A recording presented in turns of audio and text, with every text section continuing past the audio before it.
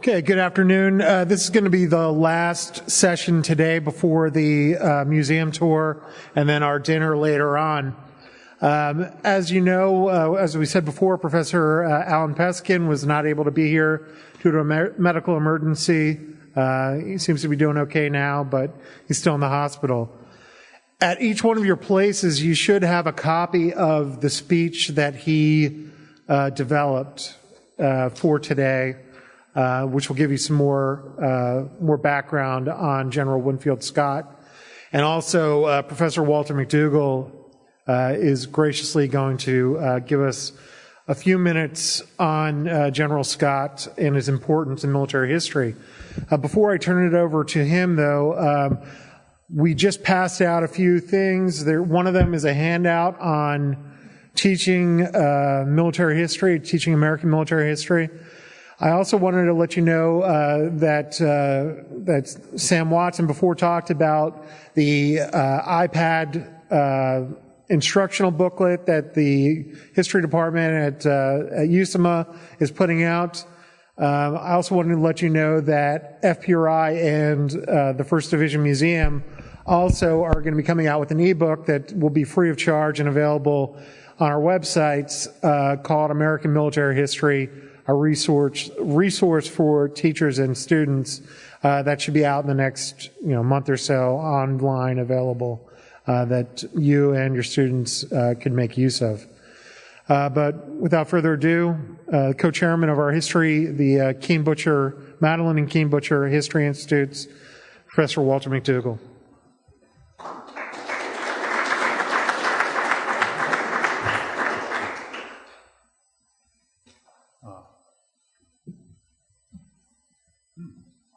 Hi, I'm just insinuating myself here, or imposing myself on you for just a few minutes, I hope not many, simply because our speaker on Winfield Scott, as you know, is ill.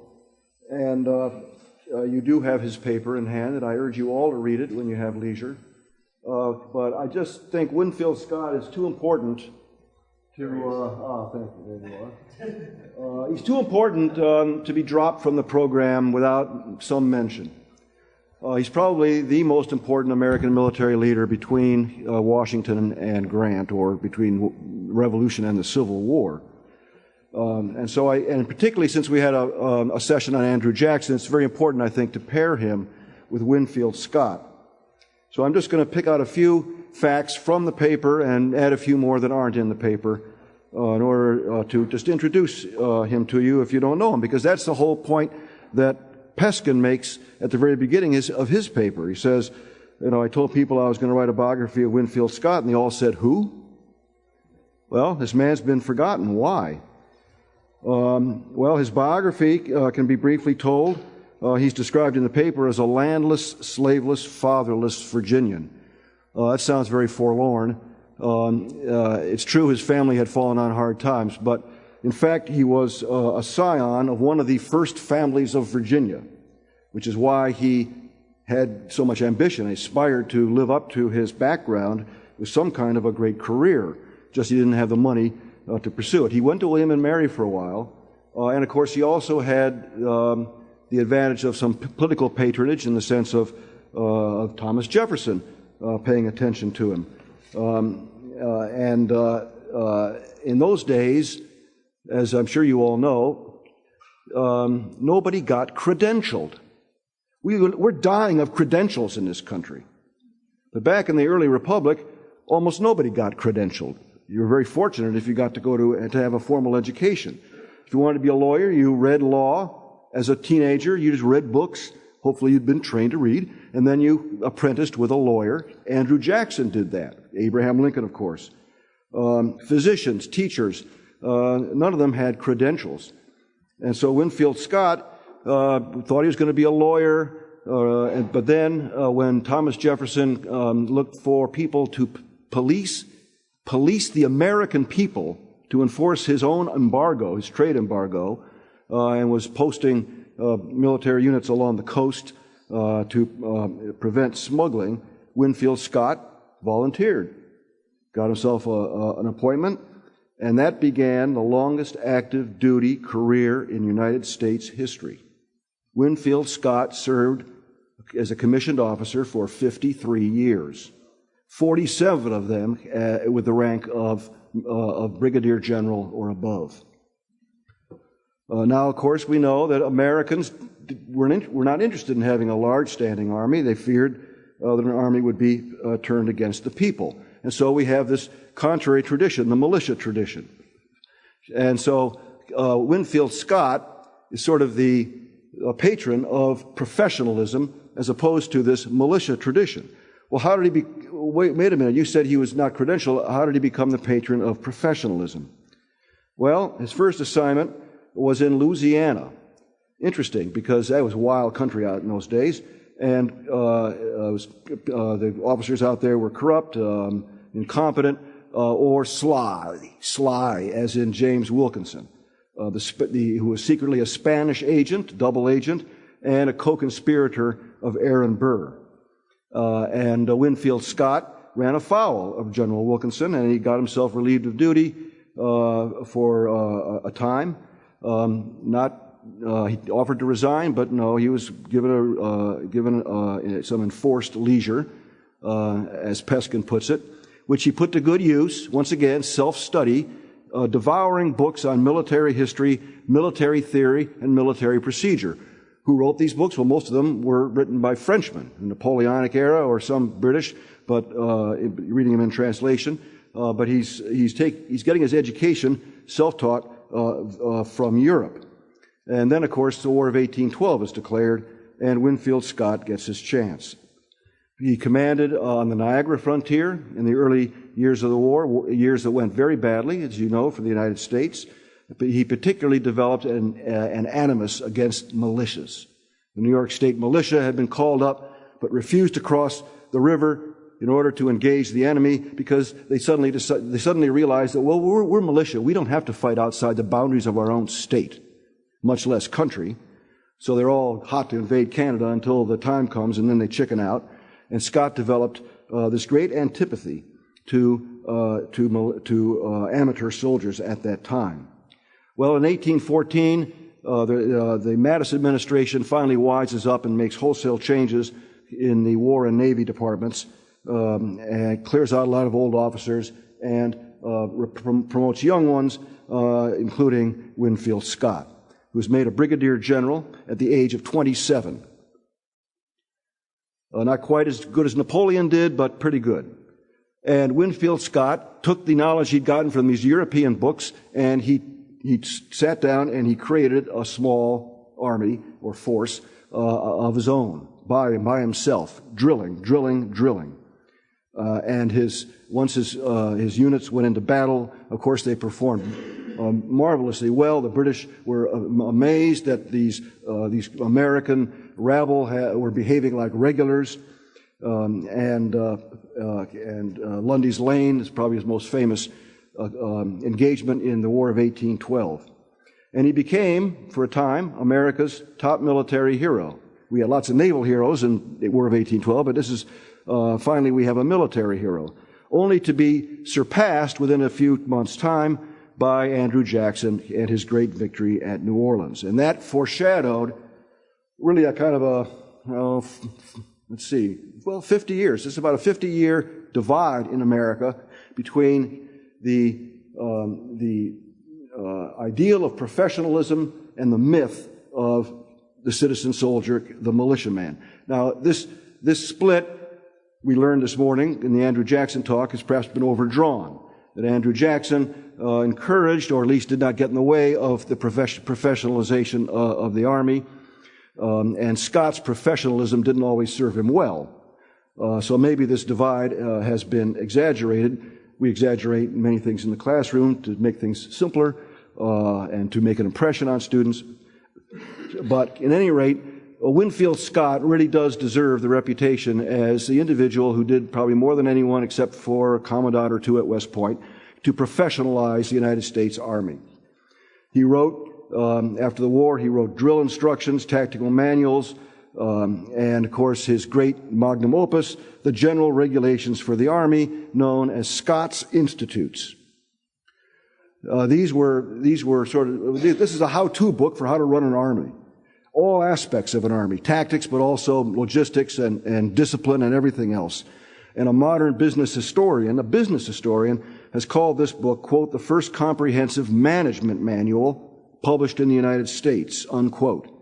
And indeed, it's said to have become a kind of a model for the operating manual for the Baltimore and Ohio Railroad, which in turn became a model for the corporate entity in the United States.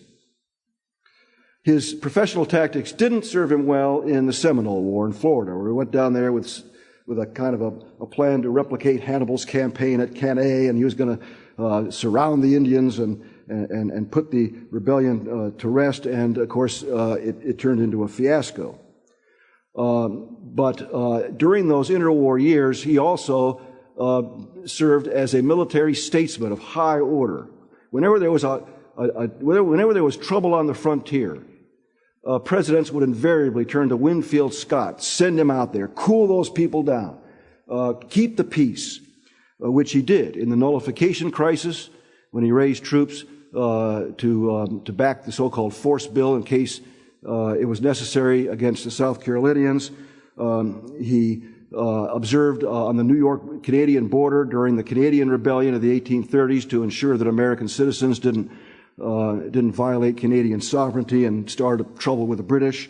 He did the same thing in disputed Maine during the so-called Aroostook War in 1839, and he would do the same thing on the Pacific Northwest coast in the diplomatic quarrel over ownership of the San Juan Islands in the Puget Sound in 1859. I might add also that he was very much involved in the organization of the Indian removal, and wasn't happy with his duty at all, and tried his best to be humane toward the Indians and tell his subordinate commanders to tell their troops to make sure they were humane to the Indians. It didn't do very much good.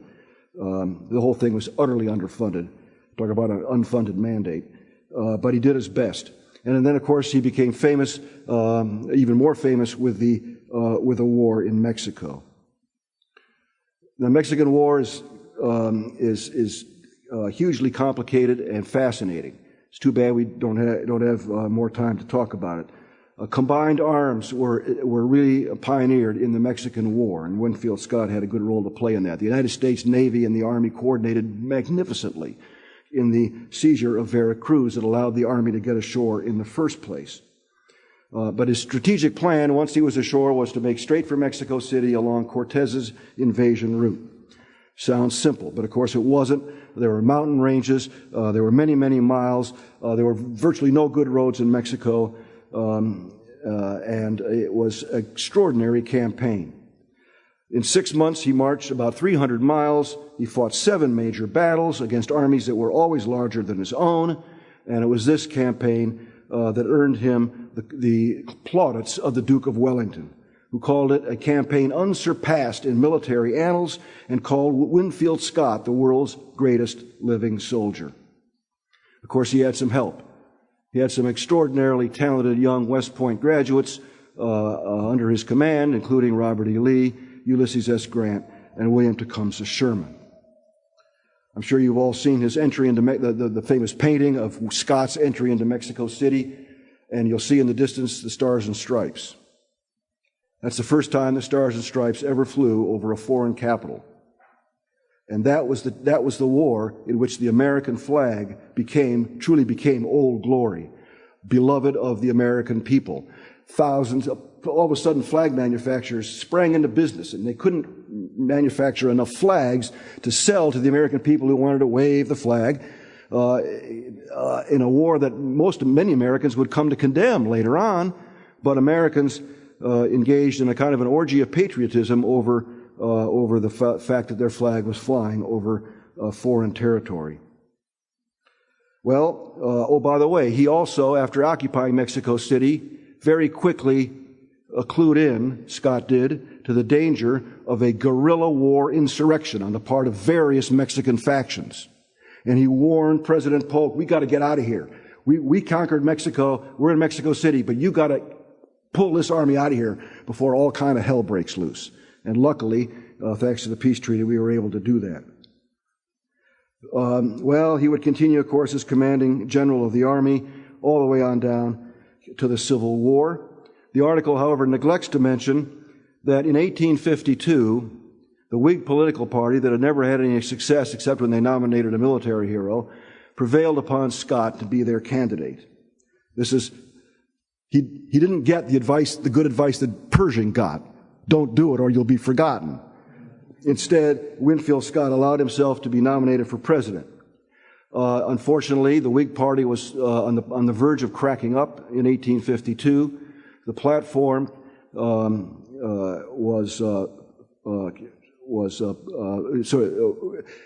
it mandated the Compromise of 1850, which is a way of saying that the Whig Party was okay with slavery, which the Southern wing of the party, of course, insisted on.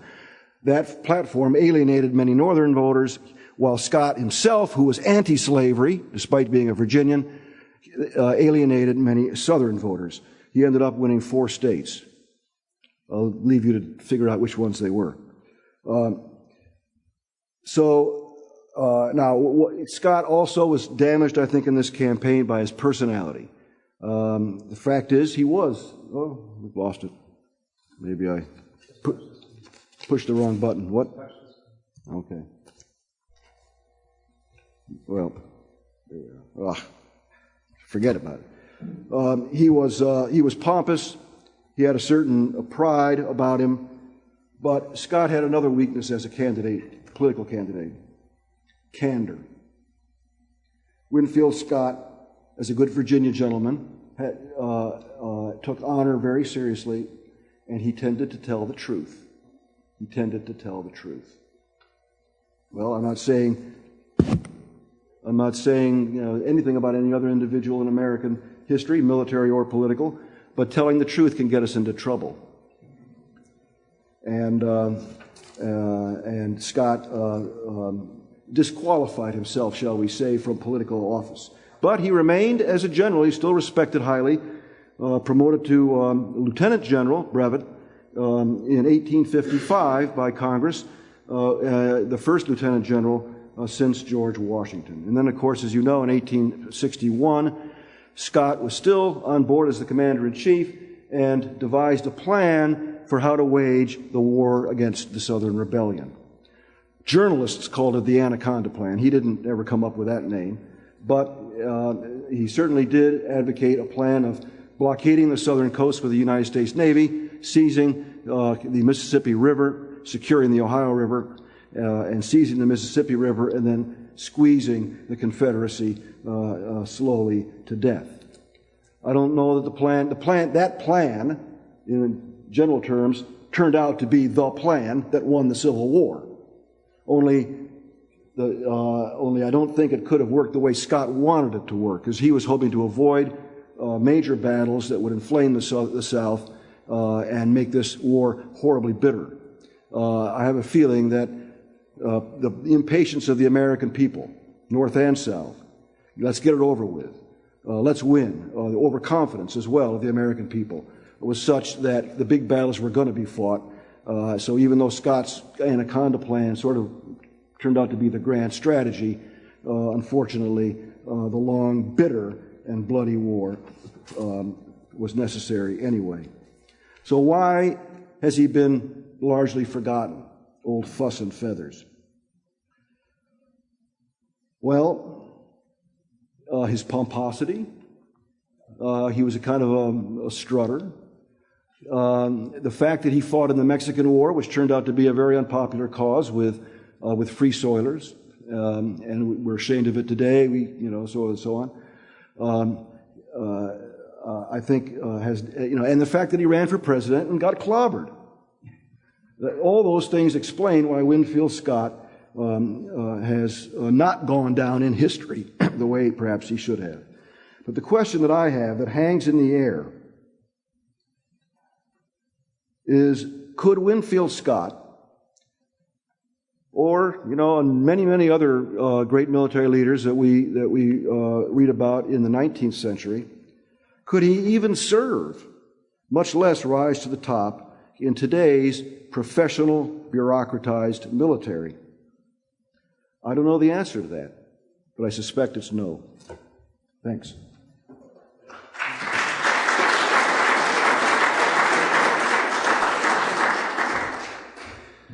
Well, Walter has certainly given us reason to understand why Scott is on our program and why he should make the list. There are a few comments that I'd like to make here before we get into our generalized discussion about teaching military history. First is the fact that we want you to realize that historians certainly don't always agree. I know this is always a problem with our weekends because we'll typically have a speaker on a particular war or general or topic, and they may give a particular viewpoint that's not shared by everybody else. And we want you to understand you need to engage in dialogue, with the speakers. If you have a question about a content item or something, raise it, and I encourage our other speakers to mix it up in a friendly way, of course, with each other so that we can clarify things. I mean, Andrew Jackson's a good example. Obviously, there are plenty of folks out there who think he's horrible and think he's great, so there should be lively discussion, about that. And of course, as a teacher, I'm always prejudiced in the moderate position, encouraging my students to hear both sides and form their own opinions, by historical research and inquiry. So I'm going to remove Winfield Scott from the screen for a moment here. I know a lot of you heard the song before that I was playing, the Battle of New Orleans, right?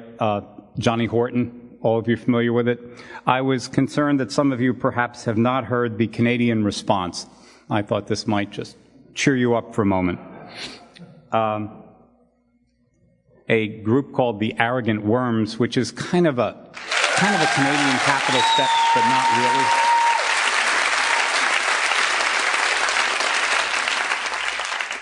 Thank you so much. Oh, come back, proud Canadians, to before you had TV. No hockey night in Canada. There was no CBC. Oh, my God!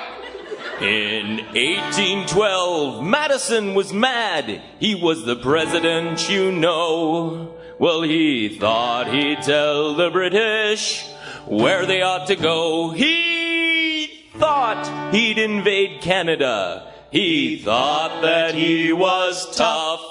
Instead, we went to Washington and burned down all his stuff in the White House. Burn, burn, burn, and we're the ones that did it. It burned, burned, burned, while the president ran and cried. It burned, burned, burned, and things were very historical. And the Americans ran and cried like a bunch of little babies. Wah, wah, wah, in the War of 1812. Some hillbillies from Kentucky, dressed in green and red, left home to fight in Canada, but they returned home dead. It's the only war the Yankees lost except for Vietnam. And also the Alamo. Right, and the Bay of Ham. The loser was America, the winner was ourselves. So join right in and gloat about the War of 1812 in the White House. Burn, burn, burn, and we're the ones that did it. They burn, burn, burn, while the president ran and cried. It burned, burned, burned, and things were very historical. And the Americans ran and cried like a bunch of little babies. Wah, wah, wah, in the War of 1812.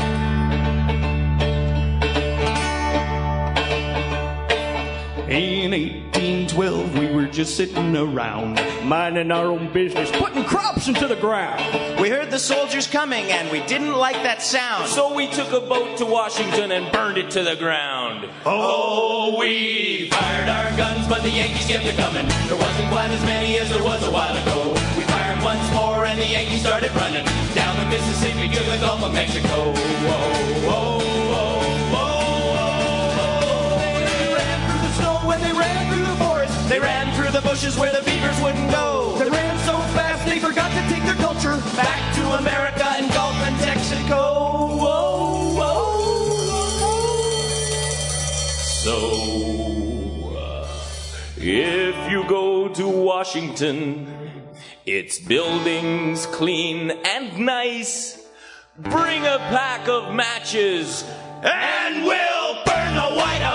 in the White House burn, burn, burn, but the Americans won't admit it. It burned, burned, burned, it burned and burned and burned. It burned, burned, burned, now that made them mad. And the Americans ran and cried like a bunch of little babies. Wow, wow, wow. In the war of 1812.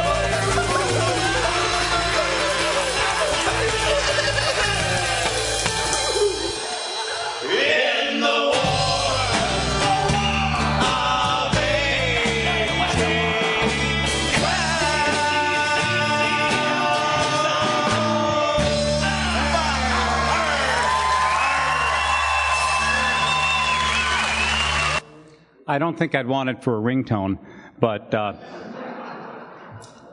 I do spend a lot of time using music when I'm teaching U.S. history, and I thought that would be kind of a fun thing for those of you not familiar with it. Easy to download, lyrics available. On a somewhat different subject, how many of you out there teach advanced placement U.S. history? Hands, 1, 2, 3, 4, 5, 6, 7. How many of your schools offer AP U.S. history? Okay. The reason I mention this is in the year 2014, 2015, there's going to be a redesign of that entire course, unlike anything that's happened since it started in 1956.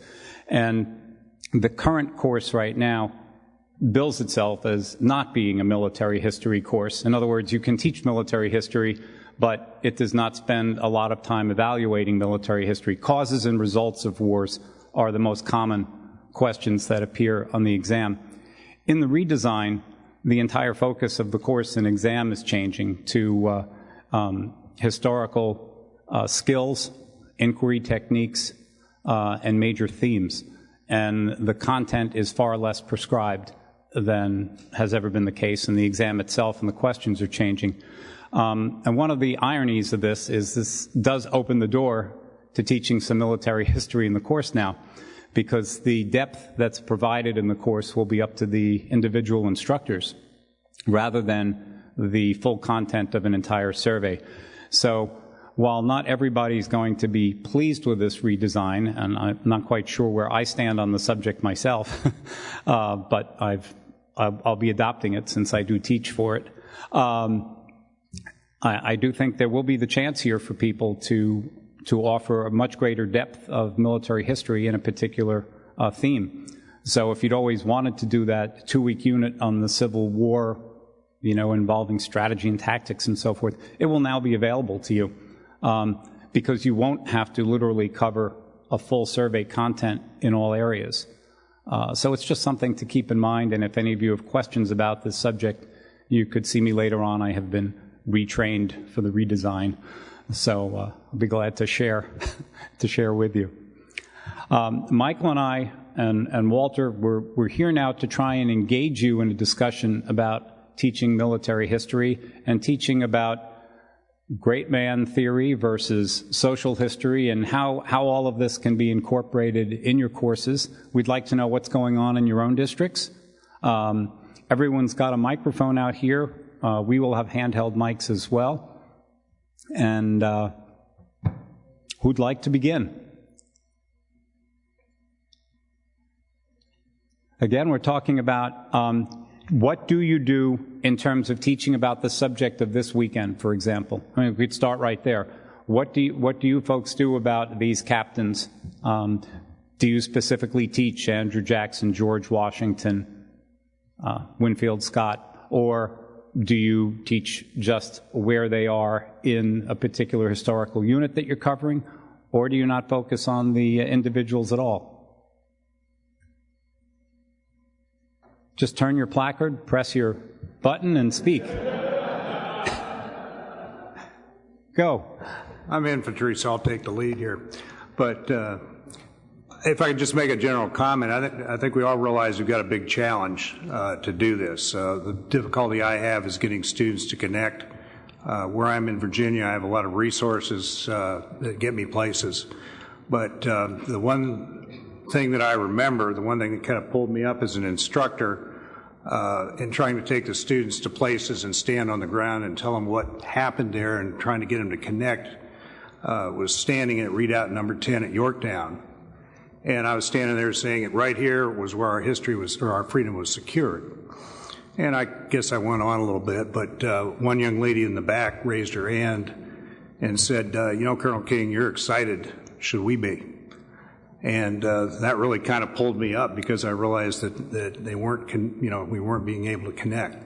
But I think, and I've talked to some of my friends about that, or some of the people I've met here, if you can make a connection and like if they had somebody in the military and start at that level, I've had some success tying them to, if somebody was in World War II, then you can go on and tie them into some of the great captains, but you can start at that level where they have a personal connection.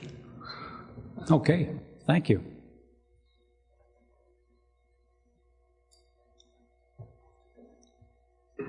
I'd like to add on to that. I teach Air Force Junior ROTC, and obviously I'm interested in the aerial history component of it, but what I find is that I get a lot of kids who take ROTC, but they also teach other history courses, but they cannot connect the events together.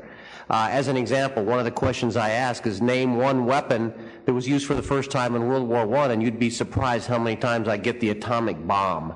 Okay, so these kids just don't have a concept, and the way I like to say, how can I teach a kid about air power in World War II when he doesn't even understand World War II or the events that go around him? But as far as the great captains go, what I've been making copious notes on and looking for common threads of commonality between these great leaders and sharing that with the kid. But I'd like to amend or comment on what Dave just said. I fully agree that a lot of our kids have lost touch with the military. And I teach at a school that's 5 miles from Scott Air Force Base, and a lot of our kids are military, but they don't have a connection, a real connection with anybody in the military. And it's kind of hard for them to identify with that because fewer and fewer people are veterans and fewer people have served. Thank you.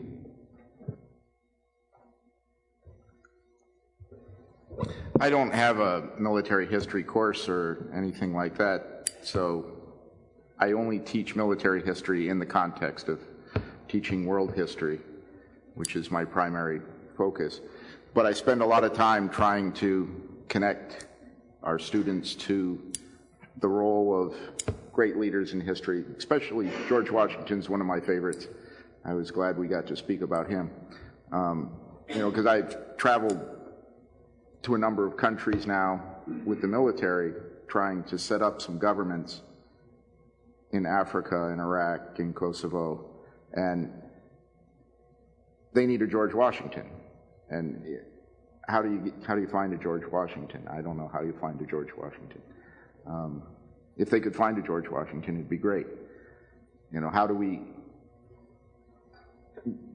develop foreign policy that helps us to find a George Washington for them, or helps them find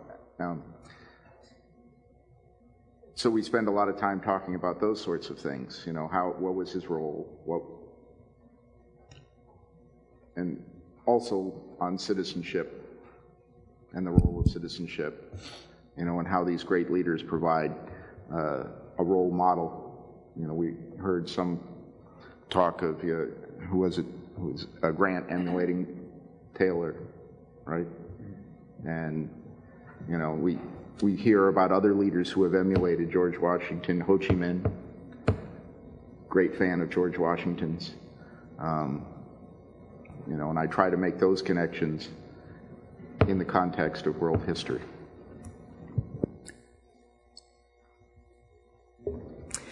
Shanna Heath, Danville High School. And unless I misunderstood your question, were you looking for tools that teachers use effectively in a classroom teaching military history? I wrote down a few that I use. I have probably a different student population. I've got a group of English language learners, some of the learning needs special ed population, but for different learning styles and different learning groups, one that's a lot more interactive I'll give projects to. We do simulations a lot, like Revolutionary War dodgeball, where you draw parallels between letting them play a game and the war itself. For example, you divide them up in 2 teams. You give the least experienced players the most experienced captain, and it's like Washington with the Continental Army. Or with my English language learners, they often don't have the language necessary to convey the ideas about military history, but we can do body biographies. So they will take really giant pieces of paper, trace a student on it. They will use symbolism to portray something. One group did Napoleon, so they drew him on his horse, and they drew, I'm trying to think of another one more relevant to U.S. history. If you were drawing Grant, you could draw a bottle of whiskey, maybe. Or, I'm sorry, excuse me. Let me pick another one. If you were drawing Andrew Jackson, you could draw, I gather it's going to be quite an uphill battle gotcha. to elevate Grant from the bottom 10 list. Yes, I'm trying to book them up there. And then just timelines with graphic illustrations on the timeline that somehow represent the event, the battle that you're talking about, and then giving a description. I don't know if that's what you were looking for or not, but that's what a lot of our teachers at our school try to do, to give different type learners different options and activities, right, and to teach that way. Thank you. Well, I'm from the Detroit area, and I'm Bob Bluth from Kensington Woods High School, by the way, in Howell, Michigan. From the Detroit area, and we are fortunate because we have a couple of fantastic places in the Detroit area, the Greenfield Village Henry Ford Museum, and we also have Fort Wayne. And just to give you an example, I told my kids last year that I was going to take them to Fort Wayne, and we were going to go visit Fort Wayne and what the significance of Fort Wayne was in our history, and they thought I was taking them to Indiana. Not to the downtown Detroit. We also have Mackinac Island, and we have the forts up there from the War of 1812 and all those really cool places. But what I have done in the past, and what I want to do now, coming through a class like this, is we would emphasize those particular people that were influenced at that point in time, not necessarily great generals. Mad Anthony Wayne, of course, comes to play because of where we're located at. Lewis and Clark. Was it Clark? I think that was one of the great people in the War of 1812. And we would touch base with that, give them an idea and experience. But it's kind of tough to talk about the great captains of history, like, unless you can take some specific time, unless you have a specific military class that you can give it to. And that's what I want to design, especially for my 9th and 10th graders. Is I want to design a military class where we can talk about the great leaders, and we can talk about the great captains, and we can talk about the great battles, and why they're considered great captains, more than anything else. So my purpose for coming to this particular seminar was to get information on that, to design a class that would go beyond what we have now, which is taking them to places, talking about the things that pertain to the Michigan area, but not necessarily in the overall basis like the Civil War. Other applications of like that, of that nature. Okay, good. Thank you. We have a whole slew of comments coming here. I can tell you from New York State's perspective, we're so test-driven. I can tell you Winfield Scott is not an answer on a multiple choice test. That's the problem. So that's what we're up against. And now our evaluations are based on these exams. So that's the difficulty that we face. I'd love to spend more time on that, but that's the problem. So you still feel that because of the nature of the exam, your content's going to have to be tailored right around the region specifically? Unless you develop an elective. I mean, I'm fortunate I teach Revolutionary War elective, so, unless you have that, regular 11th grade, there's not that much time. Okay. Thank you. You imply another interesting point in the textbook production side of things, because on the one hand, textbooks are trying to build on whatever Texas and California and New York are doing, because the biggest book sales are in the states with the most people. So they're trying to cater to those curricula, and at the same time, I'm expecting a whole pile of brand new textbooks that are going to cater to the new AP course, which goes thematic and historical skills and has a whole different focus in content. It'll be interesting to see how they juxtapose those two things as the process continues. Yeah. My name is Jeff. I'm from Wisconsin, and one of the things that we're doing in our building at our high school right now is starting to institute like this character counts type of a program, that kind of thing. And this, how do you work in, these great captains? Well, if you can build into like a program like this, like what we're doing, I'm looking at this as an example, and I can say, okay, I can talk to kids, we can identify what makes somebody great, what are characteristics that we would associate with these different types of people, and then you can choose these captains and associate examples of, either their successes or their failures, but those things that made them great men, great leaders, great captains, and you can kind of tie it to something like that, where now these kids are learning about somebody that they've never heard about before, possibly, or making a connection to history that they wouldn't have had before, and you're reaching out and you might be hitting more kids that way. So I can see myself, building in some sort of a lesson about morals or character or personality traits that we would admire and look for, we identify with a leader in a program like this that we're doing at our school. Again, if you're not teaching, it's hard to work some of the stuff into your regular curriculum otherwise, but this might be a good way to do it if you have anything like that in your building that you could do. Good. Jeff Bedore, I'm from Naperville, Illinois here. There's a number of things to touch on. I do think a lot of good, several points that were made. I mean, you made one of them, the AP exams and AP, I know I teach AP Euro, also makes the point of saying, literally, don't bother with the military stuff. It's not on the exam.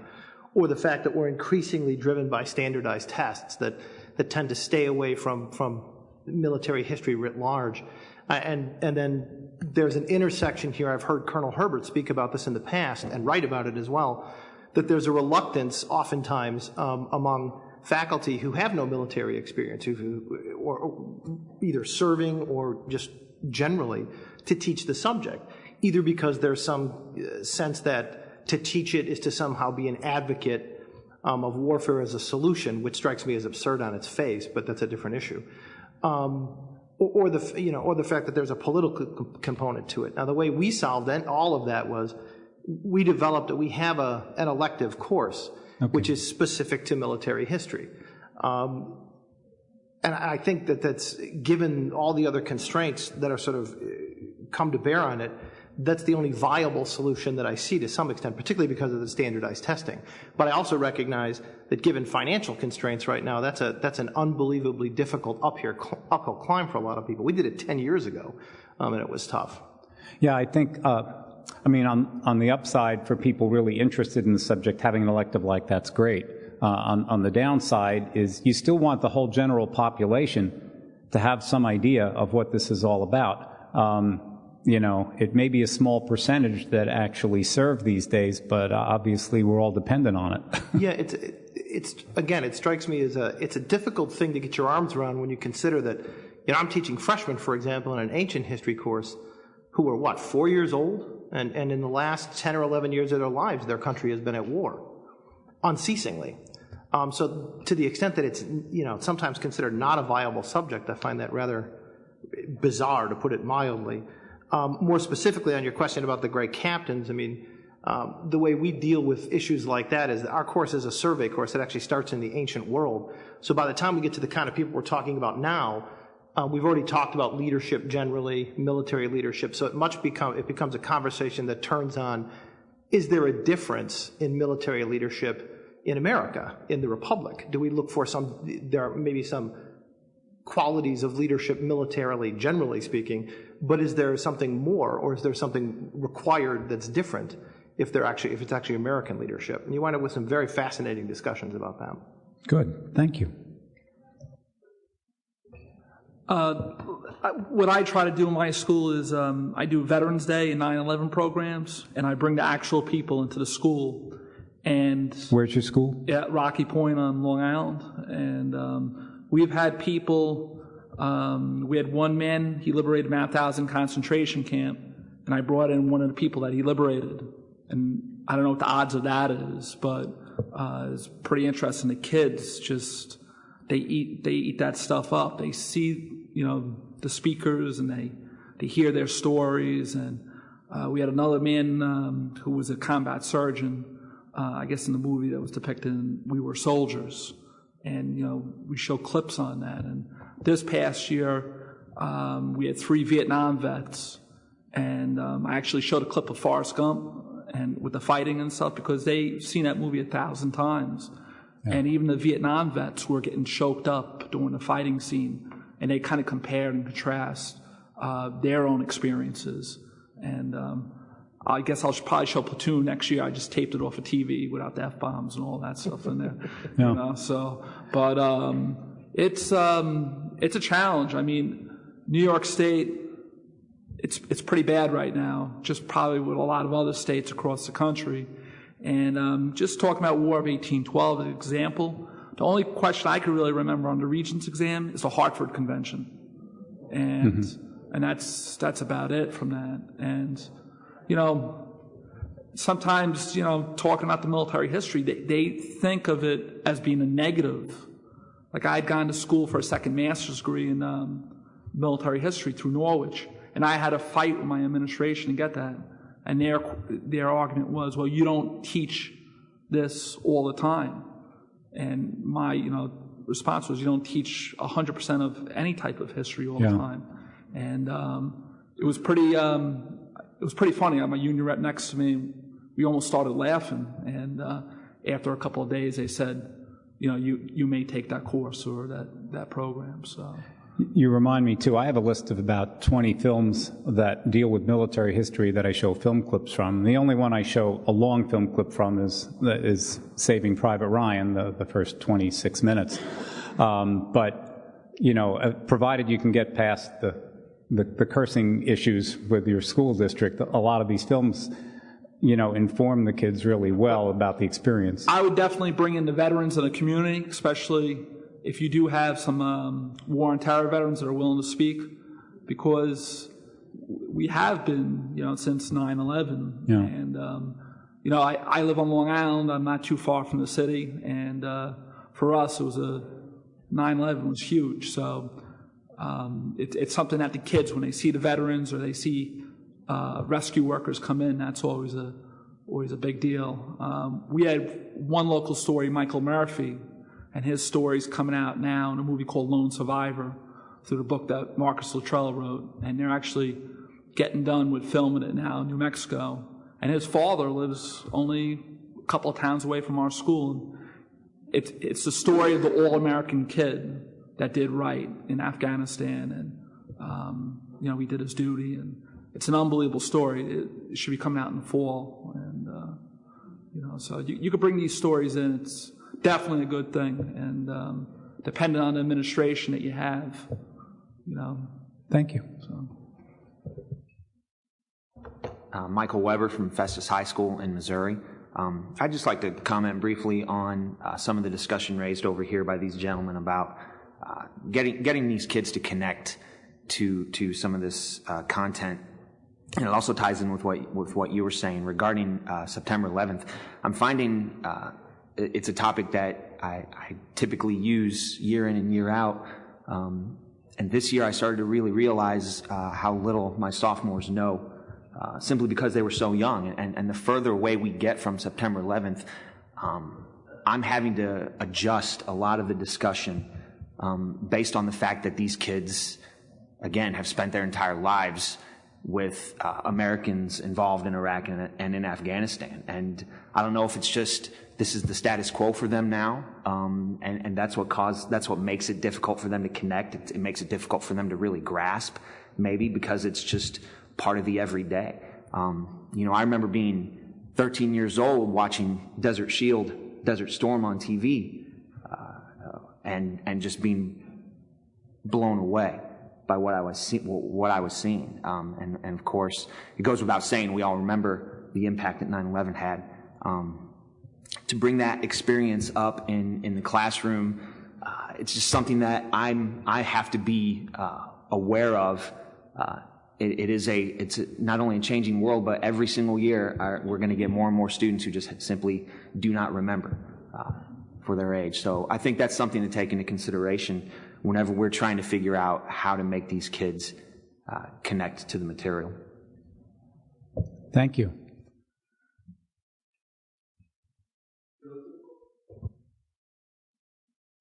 Joseph Ostrowski from the San Antonio Independent School District, Travis Early College High School. One thing I've noticed over the years, especially with our seniors, is on their schedule, they have like just filler classes, teacher assistant or whatever, study hall, we call it academic mentoring. While looking at another school district within San Antonio, because we do have 17 school districts within our city, this other school district, Northeast ISD, offers military history from pre-revolutionary Civil War. Then they come on a back semester with civil, from the Reconstruction and everything else up to present, covering the back half of U.S. history from a military perspective. Now, approaching my administration, by next year we should have those courses which have been approved by Texas Educational Agency, and there is a number for them. The problem really comes into administrators don't know this. They don't know that these classes exist. And a lot of teachers don't take that leap into pursuing classes. So, you know, that may be something to look at, is maybe your states do have courses or course numbers, but a lot of administrators are not aware of that. So instead of like a student graduating on with their transcript reflecting study hall or some other type of filler elective, having an elective with a military history attached to it could be more appealing when colleges start looking at them when they're applying. Okay, thank you. Hi, Angie Dorman from Warden High School in Warden, Washington. This idea of connecting with kids, the thing that I really enjoyed today, and it's something that I try to incorporate, is kids don't like smooth textbooks. They're dull. They say, this is boring. And when you can connect with the flaws that these great captains and great people have, kids really connect with that. I mean, they're absolutely fascinated at the lengths that President Roosevelt went to hide his disability, and it really means something to them because they find that compensation. So that has just been really, really helpful today. I am in a low-income school, and we have about 1,000 students in our entire district, and almost 80% are on free and reduced lunch. So I have the good fortune to be able to teach anything pretty much I want because nobody really cares. and I mean, and that's great and that's terrible. So, you know, we have been fortunate. We have a huge number of kids go into the military. It's okay. We bring military recruiters into our classrooms. I posted a Facebook post, and I had a kid said, "Hey, Mrs. Dorman, that was my unit." He was a National Guards servant. We lost two kids in Iraq. It means something. Kids in the community, kids aren't kids, young men in the community have Bronze Stars and Purple Hearts. And when we talk about this, kid goes, "Oh yeah, Greg did this, you know, my cousin, this and that." So, you know, in many ways, my connecting is more with everybody's flaws and then with this commonality of military service. So anyway, it's been a good day. Thank you. Well, thank you. Again, on the connection, I'm fortunate enough to live right next to a military base and teach basically mostly military brats. But which base? Fort Campbell, Kentucky. I'm from Tennessee, but it's on the border there. The kids, and it's really strange about the connection thing, because even the kids that do have parents in the military, a lot of them are not engaged with their parents' life in the military per se. For example, in class, I had them all raise their hands, who's, you know, military in here, and, you know, over half the class is raising their hand. But I asked a few of them, okay, where's your parents serving right now? And they're in Afghanistan. I'm like, do you know where that is? No clue. You know, I couldn't point out on the map for nothing. You know, why are they fighting over there? I have no idea. You know, and so I try to make sure, you know, with those kids especially, to bring that home to them. And that draws a little better connection, you know, gives them a little more emphasis on trying to, gain that why perspective, because it's really a shame that they don't know anything about where their parents are at. So I could only imagine what the disconnect is with kids that aren't even in the military. That's a good example of the size of the disconnect we're talking about. Now, some things that I have drawn that do connect with them very well. Most of these kids nowadays, especially the boys, really into video games. Fortunately for me, I'm the beginning of the whole video game generation, ColecoVision. Some of you guys probably remember that way back in the day. All right. And I've kept up on that stuff ever since. And a lot of the video games today, some of the first exposure these kids get to some of these military heroes or presidents and things like that are through those things. One of the kids came up to me, it's like, when a picture of Kennedy was up on the screen during the Cuban Missile Crisis, he's like, hey, that guy was in Call of Duty Black Ops. And I'm like, he's in Zombies, and I'm like, okay, if that's what we got to do to connect, then so be it, But social media, video games and stuff like that, the kids eat that stuff up right now. And one of the things I was going to suggest as an exercise, you guys might want to try it. I'm going to give it a try when I get back. Design a social media page based on military leaders. And just like in social media today, when these kids, engage with each other, sometimes they're doing a little, lack of a better word, smack talking with each other. Do the same kind of thing with military leaders, their failures, their accomplishments, so on and so forth, and just kind of put a little modern twist to it. So, just a couple of suggestions. Thanks. George Haldeman, Muscoda High School, and we have military kids again. Colonel Lanning said we serve Scott Air Force Base. I am on a committee this year. We are moving over to Common Core, the national standards next year. I know maybe a lot of you are. And if you look at those standards, it doesn't say you have to teach Winfield Scott. It doesn't say you have to teach this. It talks about the skills, and usually it's interpreting of events, distinguishing between different interpretations and things like that. So that, I think, gives us a lot of opportunity that we can include a lot of things like DBQs, historical inquiry and thinking questions. Bob Bain at the University of Michigan says, always give kids a question on the board of the day, and then give them the ability to go out and find the answers to those questions, whether that's through media, other types of primary or secondary sources or whatever. I'm getting ready to start World War I this next week, and I have a lesson I'm getting ready to do. It's about leadership on World War I, and they have to analyze Pershing. He's actually on the list. Haig, Foch, and a few other people. And this lesson, if you like it, is actually on the Truman Library. It was developed by a teacher named Tim O'Neill from the St. Louis University, I know personally, and he's a good teacher. And, basically they just have to analyze the strengths and weaknesses of each of these military leaders and then form opinions, creating a majority and dissenting opinions about each of these leaders. And so I think that we can make these people real to me. That was brought up earlier, by giving them chances to see their character strengths and weaknesses and let them decide for themselves, and then they can make a list then of who they think the greatest leader, of those 5 generals are on there. They can make a list of who the top 5 are, 1 through 5, and then we can go through, and I'm sure everybody will have different lists, and we can talk about those. So I think that's one of the ways that we can really learn to make historical inquiry and thinking more real and tangible for these students. Good. PJ? I'm PJ Shigan, and I teach at a very small classical Christian school outside of Philadelphia. And it's one of the nice things that I really like about coming here is that you realize how differently we all face teaching and in different situations and so forth. But there's always something that I pick up both from other teachers as well as from the speakers. And I was just thinking that one of the good fortunes I have in working with a K through 12 school is that we start our kids at very early ages with an involvement of holidays like Veterans Day or having the advantage of spending time on 9/11.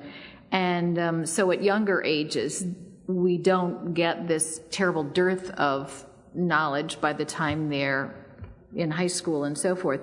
But another thing that we have a good fortune of is that we have some families, for example, who have some military in their background, and fortunately they are not kind of disembodied from their families. We have a family or two that have a Navy SEAL in their background and so forth.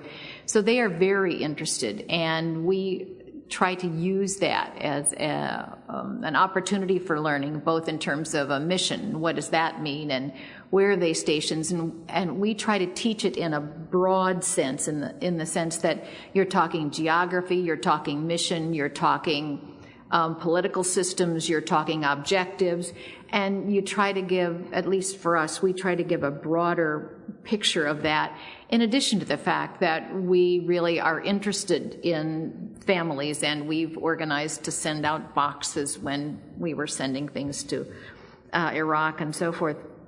But the other thing that I still remember was coming, and I don't remember the exact program, but I remember still the use of media that Dr. McDougall gave when he started with that picture of Patton, and it was that kind of blood and guts presentation that you get at the beginning of the movie. And I just thought, I never used stuff like that. And I started trying to do that, because I think sometimes it's like this is a poor analogy, but it's like, when you're walking a dog and you think, oh, this dog's just not doing what I want. So you up on the little collar and you give them a little jerk, and it kind of brings students to the present and to whatever you're, trying to lead toward. And I've done that with music, that kids think, they either start rolling their eyes or they think, whoa, that's pretty cool. But just using both visual and audio and something like that to kind of broaden the appeal of introducing an idea, or of, for example, the ideas of the World War I and that sort of thing. And the other thing is, I think sometimes turning something on its head, like World War I or World War II, for example, when you start giving the idea of how many people went to college that would never have gone to college except for the GI Bill, or what the birth rate was and what's going to happen to these kids' opportunities once this particular baby boom generation starts, pulling down their retirement and that sort of thing. I try to turn things upside down sometimes and start at the end and then work back to the beginning, rather than just kind of start plotting through the message. And sometimes it really does get more interest that way. If I could make a few suggestions just from our program today. I mean, I would go back to a school and I would teach a lesson on the myths and the realities of George Washington. We'd create an entire lesson, start by generating what are some of the myths you know about George Washington, and start hearing them, and then have students investigating the myths and throwing out more realities, and a whole lesson could be built right around that topic. Or Andrew Jackson, which Andrew Jackson are we talking about? The aristocrat, champion of the common man, the Indian killer, the guy who adopted an Indian, and go on and on and on to take a look at how complicated a person could be in history. Or the role of luck in careers. We had lots of good examples of that today, whether we were talking about Grant or about Pershing. And then to get students to think about in terms of their parents' lives or other lives, so they can expand from that and see the connection between both common people and famous people, and see, that kind of role that luck plays in everything. Or the idea of wars as training grounds for the next war. Take a look at major people that you normally look at in the war they're best known for, and instead study them in the previous war where they did their earlier service. These are all ideas that came to me today that would make great lessons, regardless of your U.S. history course, assuming that at some point it crosses the paths of these wars or people. Yes?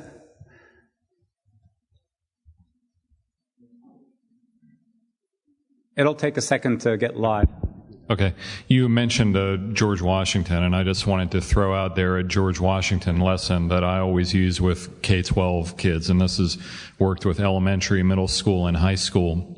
I don't know, you could adapt it for other great figures through history or great captains. So I'll get in front of the chalkboard and I'll say, okay, you tell me what you know about George Washington. And they always try to kiss up to me. They say, oh, he was brave, he was handsome, he was loyal, he was smart. And it's literally every time it's always the same thing. And forgive me, I do it with teachers and they do it too. It's the same response. All these endless positive adjectives. So then I catch them up and I say, okay, with the kids, how many of you are just like him? How many of you have got all these qualities?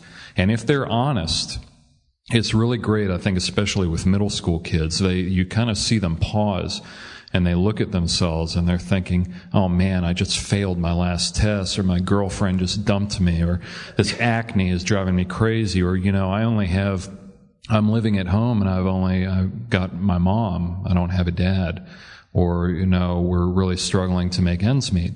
So then I'll say, okay, let's talk about some other things about Washington.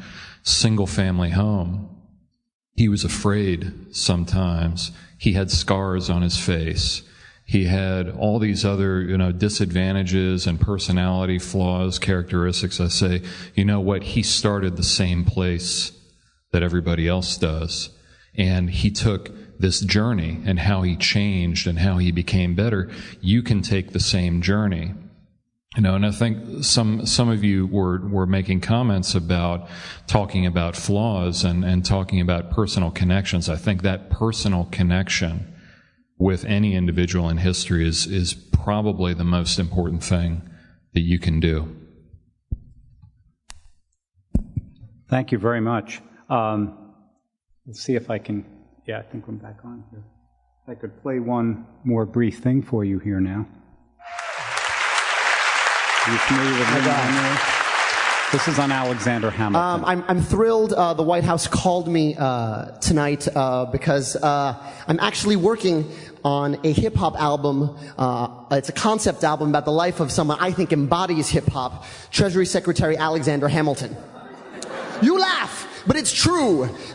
He was born a penniless orphan in St. Croix of illegitimate birth, became George Washington's right-hand man, became Treasury Secretary, caught beef with every other founding father, and all on the strength of his writing. I think he embodies the word's ability to make a difference. So I'm going to be doing the first song from that tonight. I'm accompanied by Tony and Grammy-winning music director Alex Lacamoire.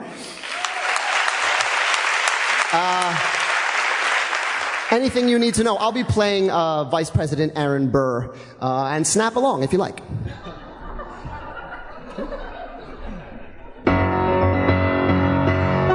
How does a bastard orphan son of a whore and a Scotsman dropped in the middle of a forgotten spot in the Caribbean by providence, impoverished and squalor, grow up to be a hero and a scholar? The $10 founding father without a father got a lot farther by working a lot harder, by being a lot smarter, by being a self-starter. By 14 they placed him in charge of the trade and charter, and every day while slaves were being slaughtered or carted away across the waves, our Hamilton kept his guard up. Inside he was longing for something to be a part of. The brother was ready to beg, steal, borrow, or barter. Then a hurricane came, devastation reigned, and our man saw his future dripping down the drain. Put a pencil to his temple, connected it to his brain, and he wrote his first refrain, a testament to his pain. Well, the word got around, they said this kid is insane, man. Took up a collection just to send him to the mainland. Get your education, don't forget from whence you came, and the world is gonna know your name. What's your name, man? Alexander Hamilton. His name is Alexander Hamilton. And there's a million things he hasn't done, but just you wait, just you wait. When he was 10, his father split, full of it, debt-ridden. 2 years later, see Alex and his mother bedridden, half dead, sitting in their own sick, the scent thick, and Alex got better, but his mother went quick. Moved in with a cousin, the cousin committed suicide, left him with nothing but ruined pride. Something new inside, a voice saying, Alex, you gotta fend for yourself. He started retreating and reading every treatise on the shelf. There would have been nothing left to do for someone less astute. He would have been dead and destitute without a cent of restitution. Started working, clerking for his late mother's landlord, trading sugar cane and rum and other things he can't afford, scamming for every book he can get his hands on, planning for the future. See him now as he stands on the bow of a ship headed for a new land. In New York, you can be a new man. The ship is in the harbor now, see if you can spot him. Another immigrant coming up from the bottom. His enemies destroyed his rep, America forgot him. And me, I'm the damn fool that shot him. Alexander Hamilton, we were waiting in the weeds for you. You could never back down, you always had to speak your mind. But Alexander Hamilton, we could never take your deeds from you. In our cowardice and our shame, we will try to destroy your name. But the world will never be the same, Alexander. Yeah, I'm the damn genius that shot him.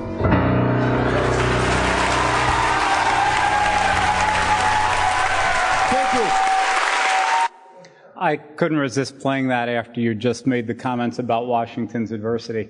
And I know there are a lot of Federalists in this crowd anyway.